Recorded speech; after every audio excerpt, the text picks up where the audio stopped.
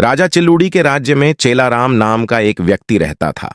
वह राज्य में इस बात से प्रसिद्ध था कि अगर कोई सुबह सवेरे उसका चेहरा सबसे पहले देख ले तो उसे दिन भर खाने को कुछ नहीं मिलता। लोग उसे मनहूस कहकर पुकारते थे।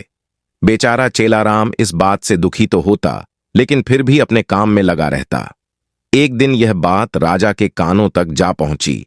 राजा इस बात को सुनकर बहुत उत्सुक हुए। वह जानना चाहते थे कि क्या चेलाराम सच में इतना मनहूस है।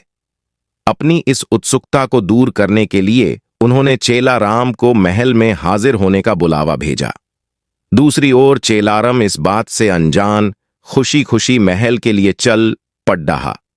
महल पहुंचने पर जब राजा ने उसे देखा तो वे सोचने लगे कि यह चेलाराम तो दूसरों की भांति सामान्य प्रतीत होता है। ये कैसे दूसरे लोगों के लिए मनहूसियत का कारण हो सकता है।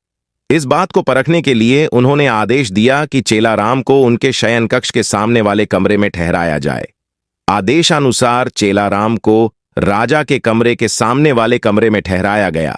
महल के नरम बिस्तर, स्वादिष्ट खान पान व राजसी ठाठ बाट को देखकर चेलाराम बहुत खुश हुआ। उसने भरपेट खाना खाया और रात को जल्दी ही सो गया। अगली सुबह जल्द ही उसकी आंख खुल गई, लेकिन वह बिस्तर पर ही बैठा रहा। इतने में राजा चिल्लूड़ी उसे देखने के लिए कमरे में आए। उन्होंने चेलाराम को देखा और फिर अपने हर रोज के जरूरी काम के लिए चले गए। उस दिन संयोगवश ही राजा को सभा के लिए जल्दी जाना पड़ था, इसलिए उन्होंने सुबह का नाश्ता नहीं किया।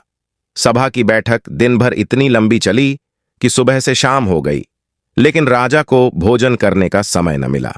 थके हारे भूखे राजा शाम को भोजन के लिए बैठे ही थे कि परोसे हुए खाने में मक्खी पडढ़ी देखकर उन्हें बहुत गुस्सा आया। वो उन्होंने भोजन न करने का निर्णय किया। भूख व थकान से राजा का बुरा हाल तो था ही, ऐसे में गुस्से में आकर उन्होंने इस बात का दोषी चेलाराम को ठहराया। उन्होंने स्वीकार कर लिया कि वह एक मनहूस व्यक्ति है तथा जो कोई भी सुबह सुबह उसका चेहरा देख ले तो उसे दिन भर अन्न का एक निवाला भी नसीब नहीं होता। उन्होंने गुस्से में आकर चेलाराम को मृत्युदंड की सजा सुनाई और कहा कि ऐसे व्यक्ति को राज्य में जीने का कोई अधिकार नहीं है। जब यह बात चेलाराम को पता चली तो वह भागा भागा भौंडामल के पास पहुंचा। उसे मालूम था कि इस सजा से उसे केवल भौंडामल ही बचा सकते हैं। उसने उन्हें अपनी पूरी व्यथा सुनाई। भौंडामल ने उसे आश्वासन दिया और कहा कि वह न डरे और जैसा वो कहते हैं बिल्कुल वैसा करे। अगले दिन फांसी के समय चेलाराम को लाया गया। उससे पूछा गया कि क्या उसकी कोई आखिरी इच्छा है। जवाब में चेलाराम ने कहा, हाँ, वह राजा समेत पूरी प्रजा के सामने कुछ कहने की अनुमति चाहता है। इतना सुनते ही सभा का ऐलान किया गया। जब चेलाराम सभा में पहुंचा तो राजा ने उससे पूछा, बोलो चेलाराम, तुम क्या कहने की अनुमति चाहते हो। चेलाराम बोला, महाराज, मैं केवल यह कहना चाहता हूं कि अगर मैं इतना मनहूस हूं कि जो कोई मुझे सुबह देख ले तो उसे दिन भर भोजन नसीब नहीं होता, तो आप भी मेरी तरह एक मनहूस हैं।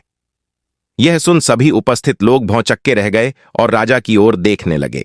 राजा ने भी क्रोधित स्वर में कहा, तुम्हारी ये मजाल, तुम ऐसी बात कैसे और किस आधार पर कह सकते हो। चेलाराम ने जवाब दिया, महाराज, उस दिन सुबह सबसे पहले मैंने भी आप ही का चेहरा देखा था और मुझे मृत्युदंड की सजा सुनाई गई। इसका अर्थ तो यह हुआ कि आप भी मनहूस हैं। जो कोई सुबह सबसे पहले आपका चेहरा देख ले उसे मृत्युदंड मिलना तय है। चेलाराम की यह बात सुनकर महाराज का गुस्सा शांत हुआ और उन्हें यह एहसास हुआ कि चेलाराम निर्दोष है। उन्होंने शीघ्र ही उसे रिहा करने का आदेश दिया और उससे माफी मांगी। उन्होंने चेलाराम से पूछा कि उसे ऐसा कहने के लिए किसने कहा था। चेलाराम ने जवाब दिया, भौंडामल के अलावा कोई और मुझे इस मृत्युदंड से नहीं बचा सकता था, इसलिए मैंने उनके समक्ष जाकर अपने प्राणों की गुहार लगाई थी।